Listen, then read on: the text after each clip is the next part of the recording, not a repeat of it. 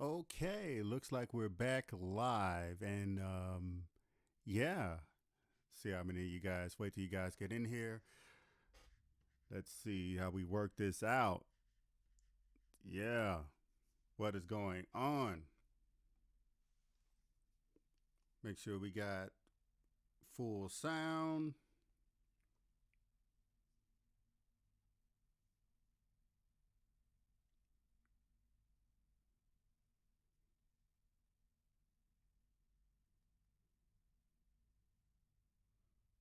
So yeah, you guys hear me pretty good. We are back. Yes, sir. We got Pro Tools. What's up, C Ray? Ruben, what's going on, everybody? Do you guys hear me pretty good? Give me a thumbs up if you guys hear me.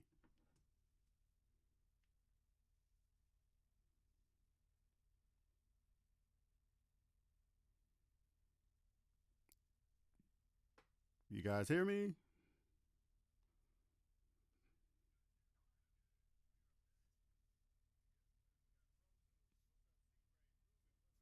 Yeah, sound. I just got some playback. It's a slight delay, but we're fine.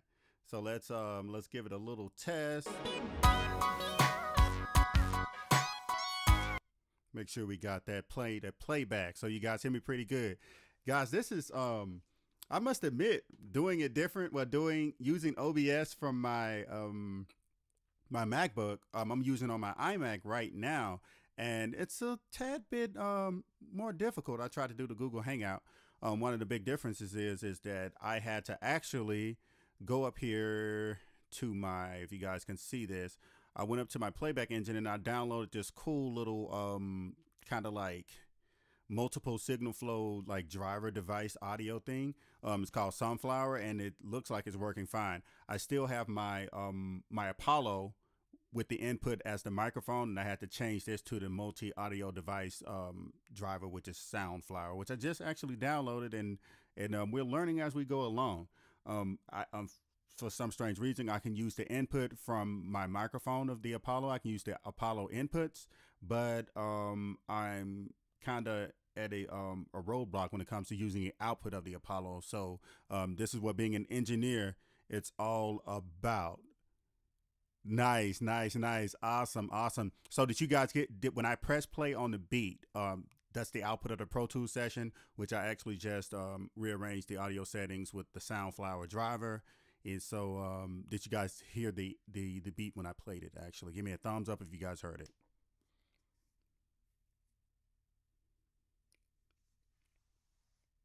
I'm looking right now. I have like multiple monitors running too. I actually have a TV looking at you guys on the television right now, making sure that I'm in full communications with everybody. So let's see. Yeah, and it looks good. I'm looking from my phone now.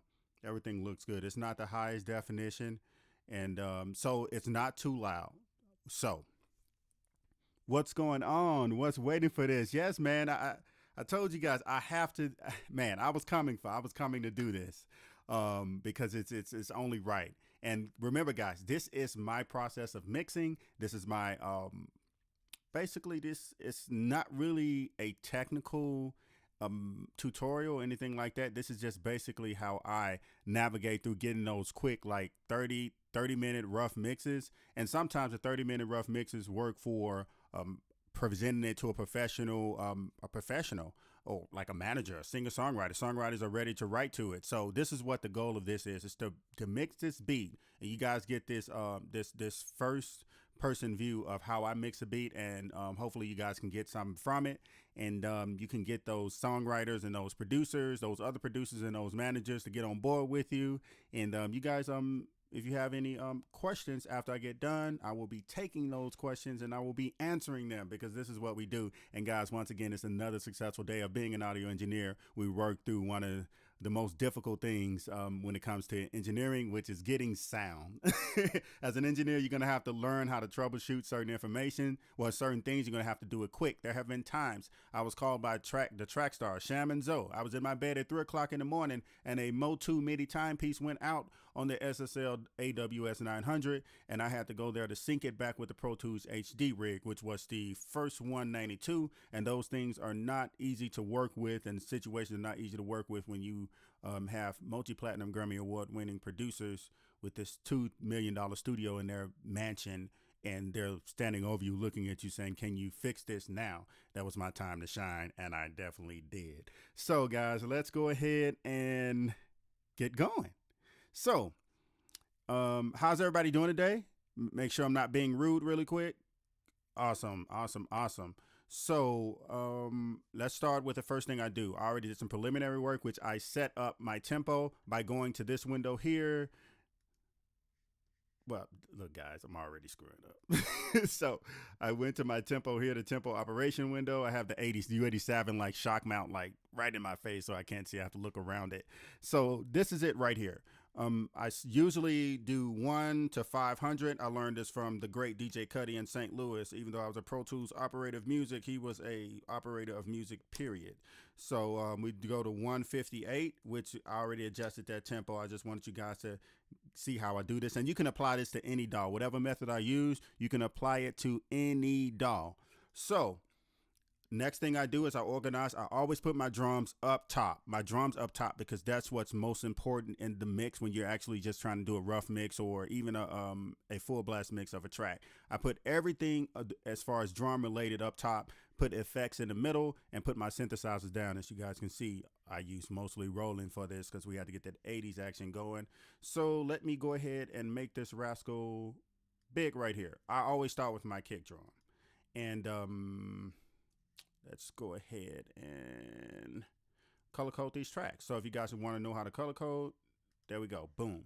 You just click this bar right here on the side in Pro Tools, and it takes you to that window, and you just select whatever track you want. So I'm going to change up. Let's just do blue and orange today. Blue and orange.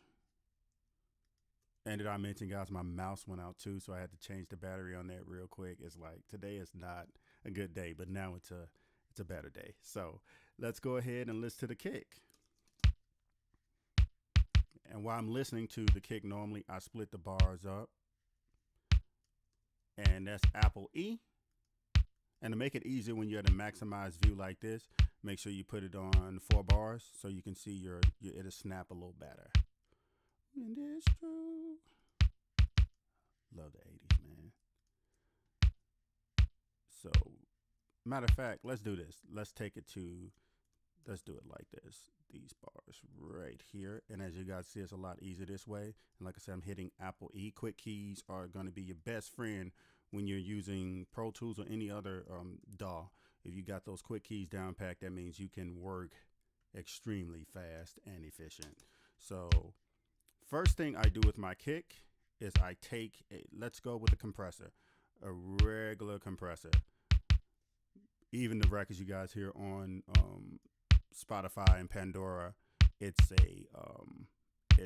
this simple compressor here. And basically what this is doing with the compressor, I'm keeping everything at a certain level.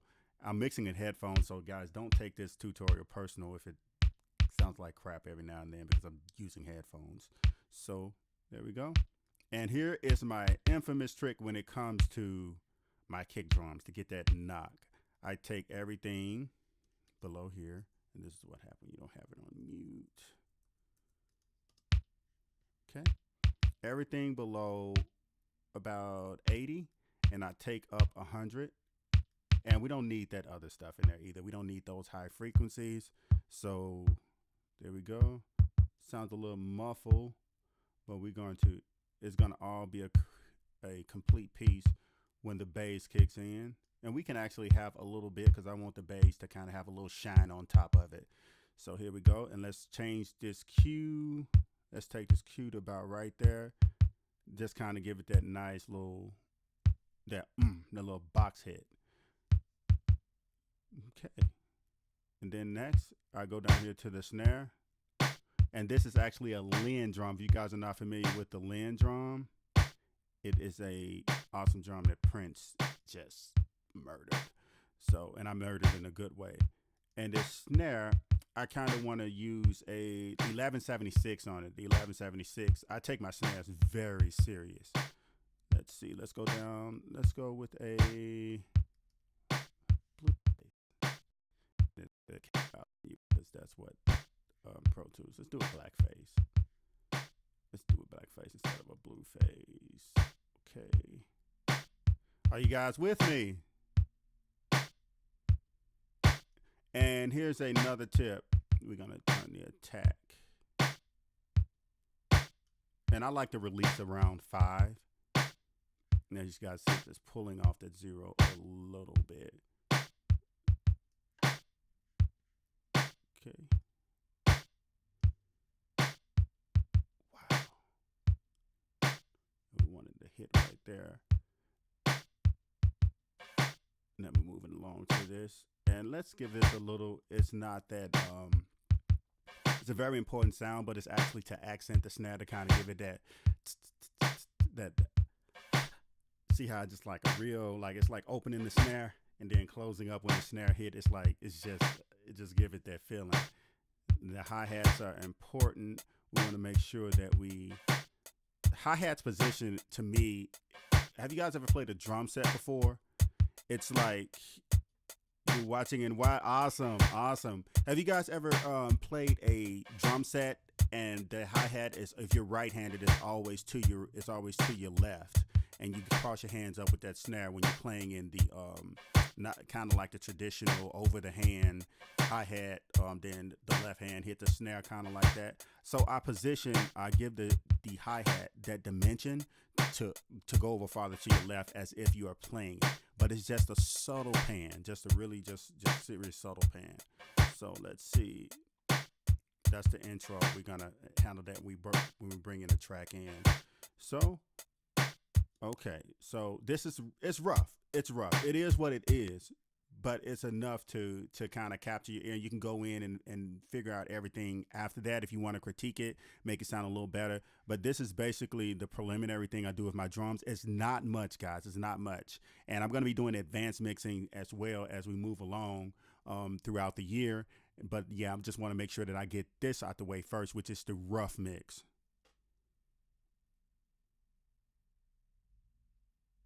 My voice is coming out one speaker. Okay. Let's see. Let me go back to this over here and just, if it's bothering you guys, everyone help me get 100 subs. I'm one away. Yeah, everybody go get Jay a hit. Like, just option click the screen and subscribe to him. He's one away. We have to help each other out. I wish I could run over there now, but I'm gonna try to photograph memory this thing in my head. So I'm gonna actually next broadcast, so if you guys hear the full track in both speakers, I'm going to actually put the microphone on Soundflower as well as a Sunflower. So I'm not saying anything odd on the audio setting, but we're just gonna keep moving. As long as you guys can hear me and hear what I'm saying, we just gonna work with it today. So let's play the synthesizer.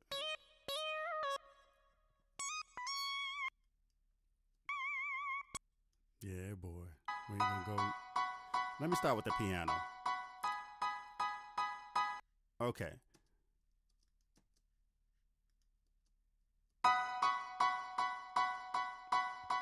And what we're gonna do is we're gonna use some Slate stuff. You guys have the Slate, the mix rack.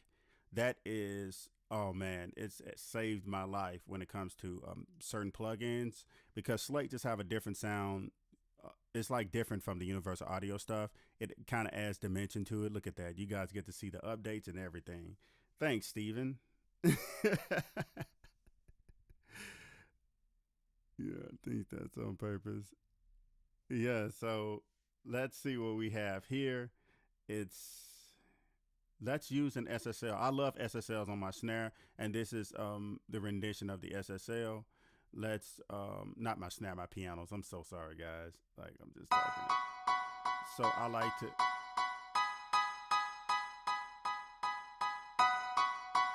so you guys can hear it actually working.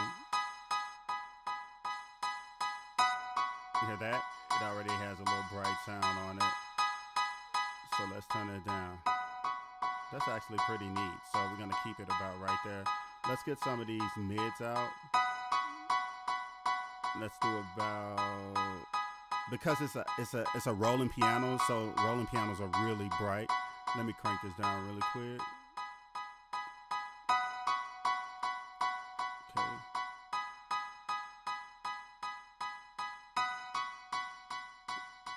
That's too much. As you guys see how it got really brittle. And the piano, you want to give it some of that, just a little of the low. And as you see, it's a little bright. Let's crank it just a little bit. Remember, mixing is about making space, and that's the main ingredient. Well, that's the main reason for mixing, is to make space for other instruments to be able to have its own designated space in the mix, so it can just, the song can just sound like a complete work of art. So let's take this down. And with my pianos, I like to do a stereo spread. The reason why I like to do a stereo spread is because when you hear like a piano in like a hall, that's the best way to listen to it, is in like a stadium or a hall, being kind of close range in a stadium, because it'll sound just really echoey if you're in a super huge stadium. So let's go. You're gonna give me some problems, aren't you? And shout out to Wave, man. So, and buy your plugins. Now, do you guys hear instantly when I did that stereo spread? It sounds like the piano was hitting against the wall. It got a little wider. That means it added extra dimension. And I'm gonna change the just change the direction on it just a little bit. And normally when I have two pianos going, I designated one to mid side. You guys hear that? You see how it had it even more dimension? But if I'm doing two pianos, I normally designate one to mid side and one to left right. So let's see what we have here. That's pretty decent. That's a sprinkle. Now this is directly from the Roland. I just like the way it sounds. And we're gonna actually throw another stereo on this. We're not gonna do anything complicated. We don't want it the vintage sound to change with the synthesizer, especially since we're doing a quick, rough mix. So let's give it its own space. Okay. And we don't want to compress it either, because we're gonna do an overall compression over the entire track after we get done.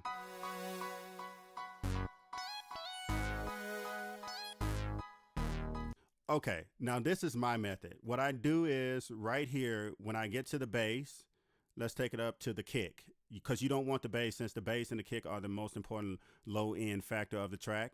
You don't really want it to for them to be fighting and colliding with each other. So what I do is I just run a test between both of them, and I adjust the low frequency so that they can work together, because they're a team. A lot of people actually do.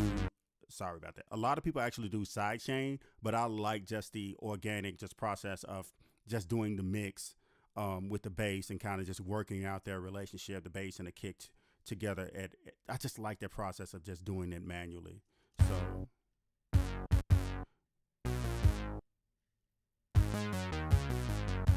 Okay, let's use the Q4. Let's use the Q4. And this is such a beautiful.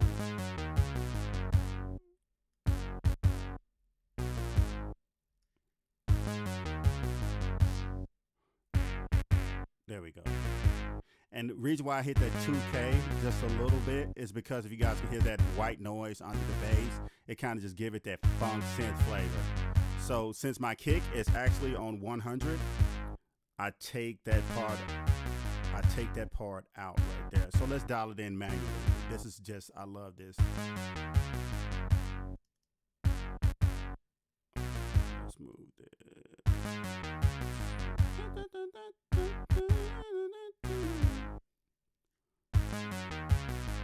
Okay, let's take it to 100.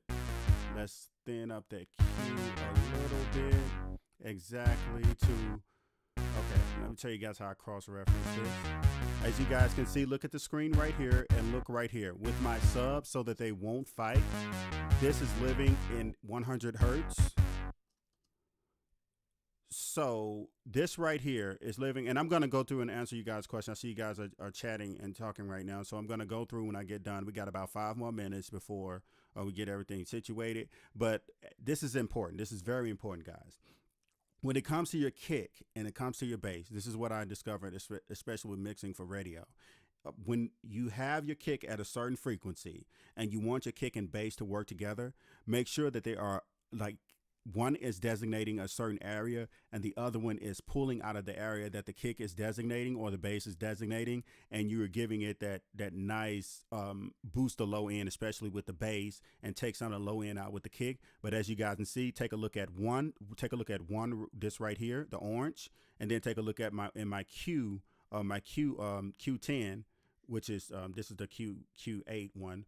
What you do is you pull that 100 hertz out as equivalent as possible. Like this is a +6, this is a -6. So we're gonna bring it right here. The dimensions are a little different in these EQs, but it's pretty much the same thing. They look different, but they're pretty much the same thing. So make sure that your bass is actually pulling out of the kick what the frequency that the kick is designating, and then you'll get this nice, like, cool, awesome sound. I wish I could hear this on my monitors right now because I mix by ear and sometimes spectral analysis, which is by sight.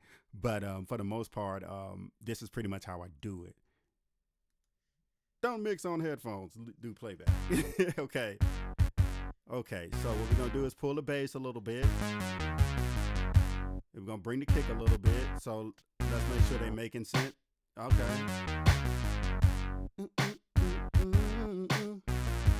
Okay, so there we go.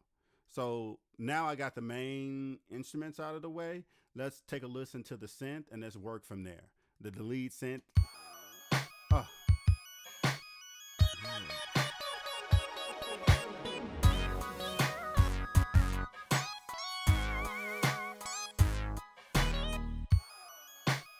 Okay, so this is the high fancy, and we're gonna put a delay on the top one.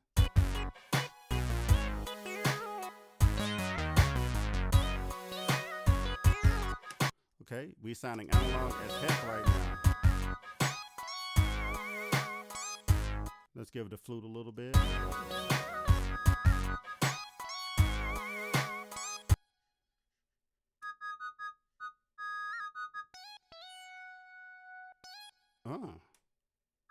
When did you happen? Okay, so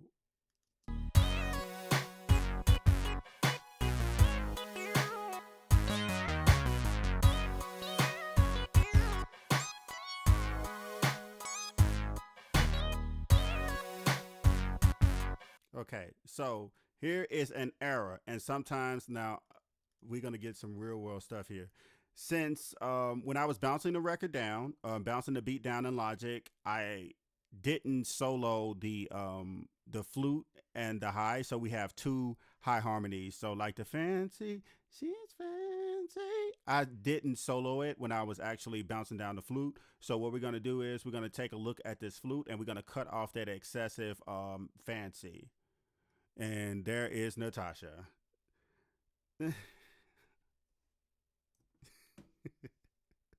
Hold on. Okay.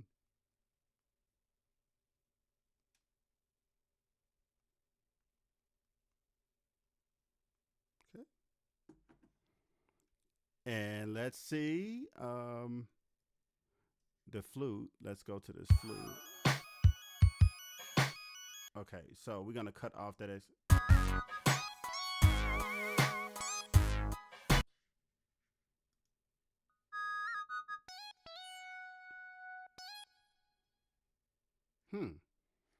This is the weirdest thing ever. It's actually not.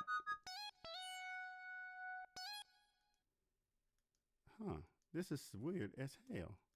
Sorry, guys. So that's not the case. It's just playing it. Pro Tools is flipping out right now. You guys see that? There is no wave right there, and it's playing this. That is awesome. I love it.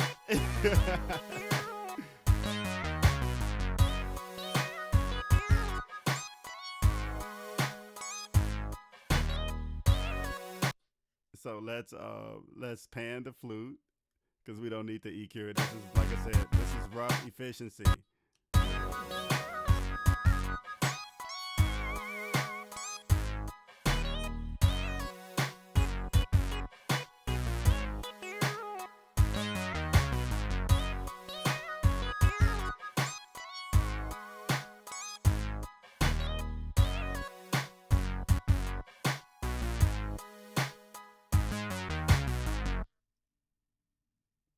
Oh yeah, we got old school folks in the building. Hey, we all old school. Any musician and producer that admires music, period, is an old schooler because old school, that my opinion was that's the golden age of music. Music was fantastic. I Before I was born, music was the best. I say late 70s, early 80s, music was, oh my God, music was just incredible.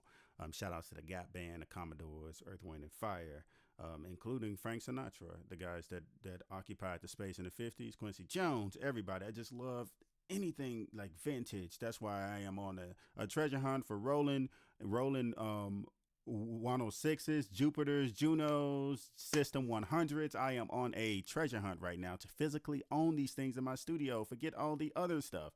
So let's go ahead and start some leveling.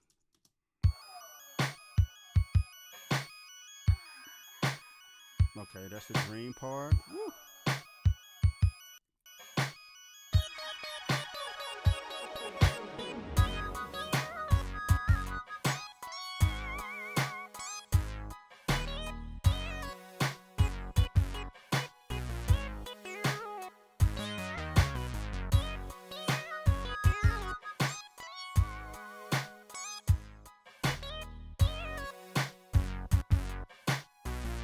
You guys hear the little dryness? We're going to start adding reverb. I love reverb on my snare, so let's start with that. Let's just use, I'm not going to do an auxiliary track right now because, like I said, this is really rough. This is efficiency. You guys do this over and over and over again. You're going to be able to do it in 5 to 15 minutes. Woo! So, I'm going to take this decay off a little bit.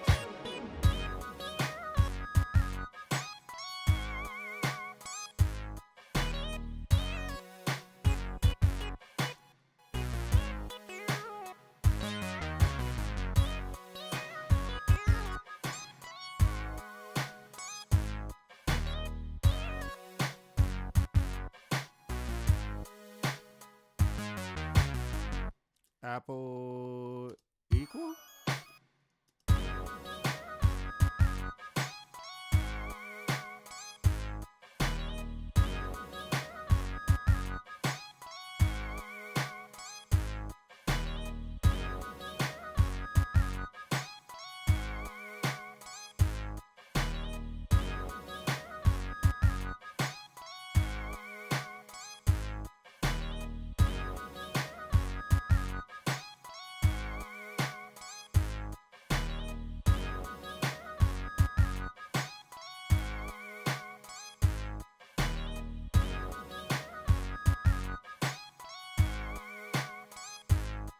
Okay.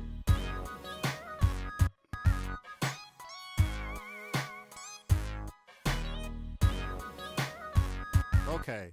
So now what we're going to do, we're going to oppose these harmonies, right? Because there's a high part, this part right here. Fancy.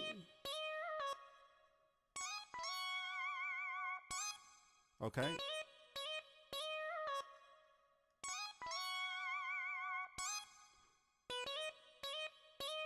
I just like adding that dimension. So for this one, what we're going to do, this is the fun part. We're going to add an Echo Boy delay.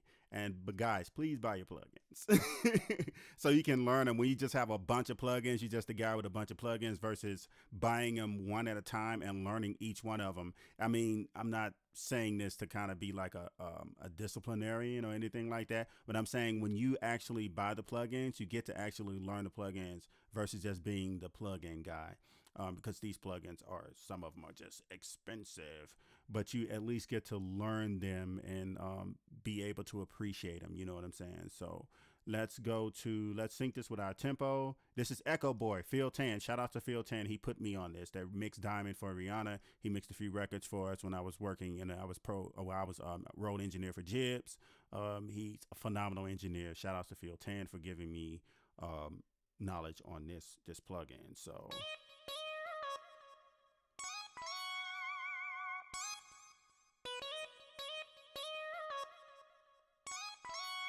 Okay, we got a little.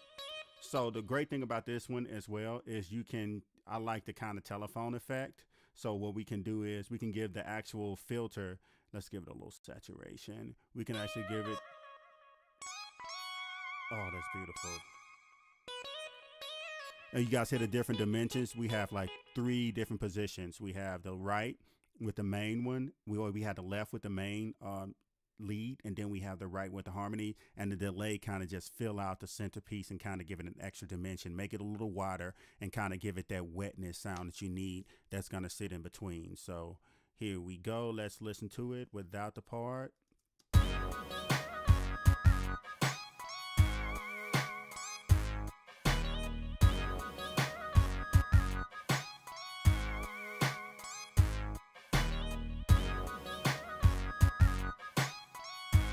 Okay, so let's listen to it from the part. Thank you. Thanks, Jenna. I got the same old school feeling and vibe. Nice.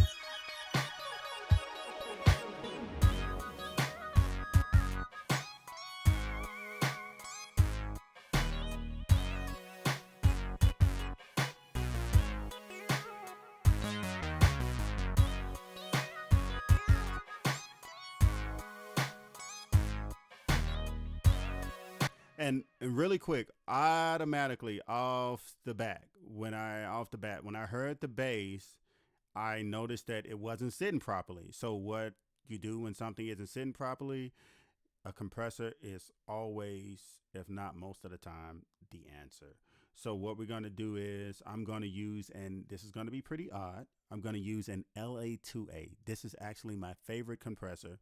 I can lock things in place quick. I can move an LA2A fast. I know it's a leveling amplifier, but it is a limiter and compressor. It's a classic one. It's my favorite one. When you see my full blast studio that I'm about to build in LA, you're probably going to see 3 of these. That's in the actual rack island that I'm going to have sitting behind us.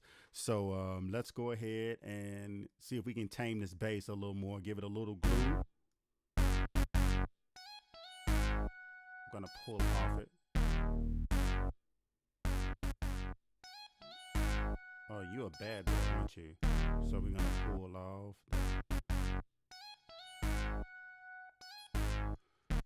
Okay, so let's see how this sounds. We adjust.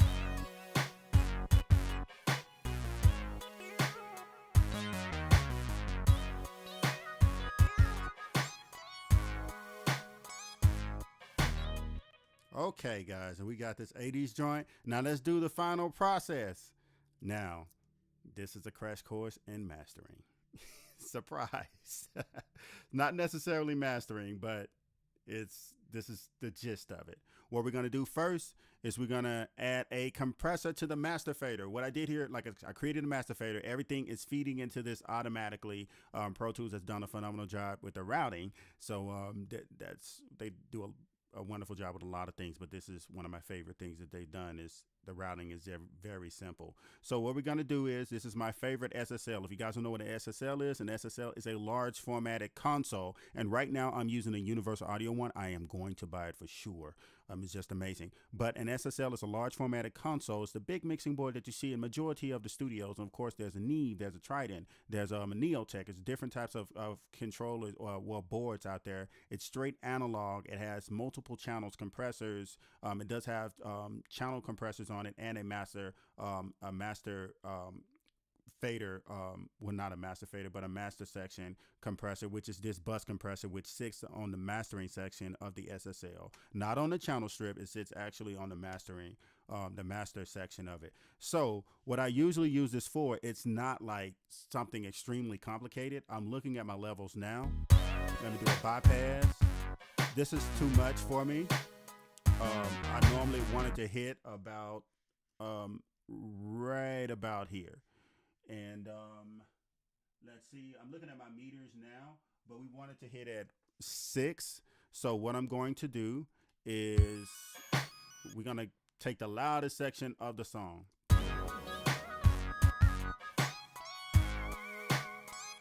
See, it's not even hitting. So what we want to do, let's have me having it bypass.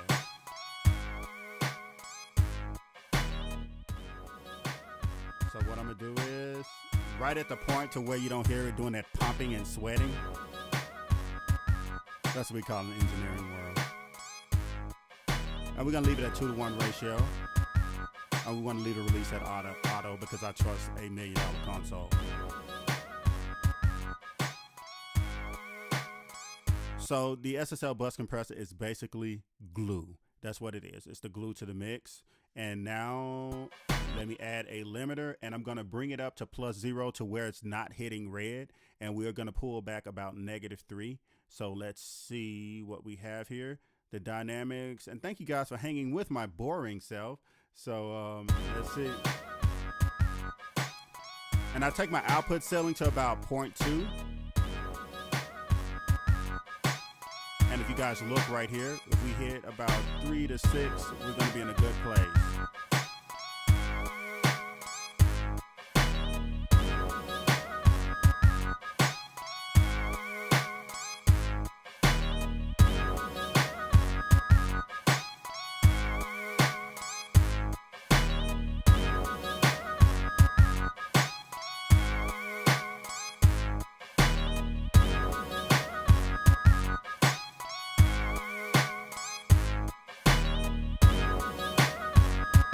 And as you guys can hear, everything is, I don't participate in a loudness war. Hold on. Even when it's retro beat, it still sounds futuristic. I call that vibe retro futuristic. Nice, nice. Appreciate it. Good looking. No problem. Keep it up. All right. They got the old school feeling. I grew up listening to records, Earth, Wind. Yes, yes, yes. So I'm not going to actually, with this, with our release and everything, we're leaving it at 1. And right now the output ceiling, to me, I don't like to participate in the loudness war, but sometimes you're forced to do that in the industry. But right now, this is actually perfect for me when it comes to, so the beginning, see that snare is hitting too hard now, but we're going to take it in a little bit.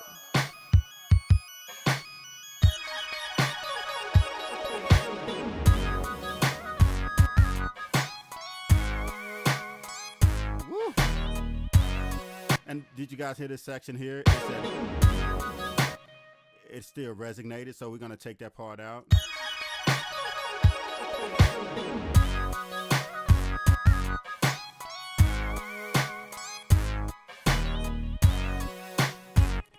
And there we go, guys. There we go. And that's a quick rough mix. And I wanted to walk through it a bit quicker, but I wanted to make sure you guys knew exactly what I was doing. As you can see, there's not that many plugins.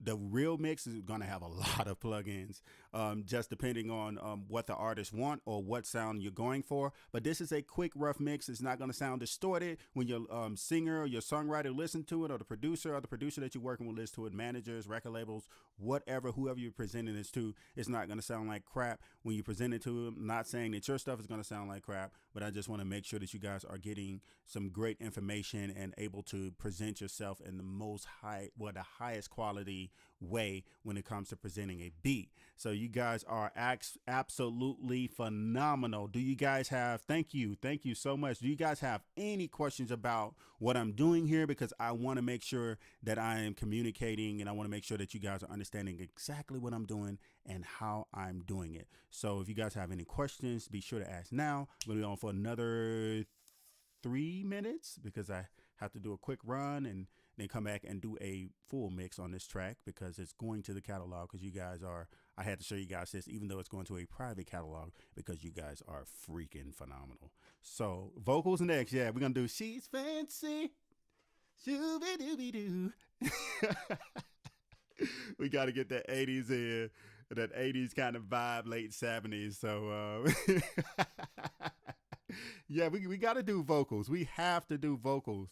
You guys are you guys need to know vocals are so important. Oh, by the way, also with this part right here of the track, because what guys, we doing this raw. So this part of the track right here, I want you guys to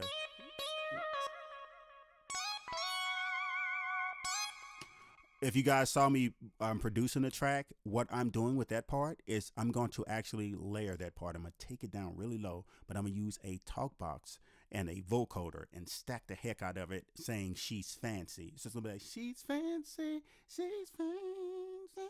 I can't do it with my voice. I wish I could talk like a vocoder in a talk box, but we can't do it. So that's why we have the amazing technology of it. So that part will be not replaced, but it will be kind of taken under a little bit to kind of give it that vibe. But that's going to actually be a lyric there, which is going to be just freaking dope. And I'm excited about that. And tracking levels to record vocals are most definitely. We're going to go over signal to noise ratio. We're going to go over to mic leveling. We're going to go over to just proper vocal compression. Like, guys, you are in the right place. Like, I've worked in radio, which I got the songs on the output. I worked for Track Stars. I worked Sham and Zoe, which they produce right there for Chingy, a bunch of stuff for Shark Tales. Just so John B, Chris Brown, they're incredible, incredible mentors, and they actually just contributed to my career, and I just love it. I love those guys, and they my big brothers too. So I was fortunate enough to be thrown in that situation. So I want to make sure that I'm giving you guys all of that. I even toured. I toured with Jibs. We worked with Bruno Mars for like a 3 to 4 day session. We recorded so many songs. I got opportunity to work with Bruno and Philip Lawrence and Ari Spears, or Ari Levine. I always call him Ari Spears, but he's contributed to the Smeezingtons, because Bruno Mars, their original group, well, they still are the Smeezingtons. But yeah, the Smeezingtons are amazing. And shoot, man, guys, I've had wonderful experience in life, and I want to make sure that whatever I learn, I'm giving all of that information to you guys. So let me check out the questions. Should I get Beatz?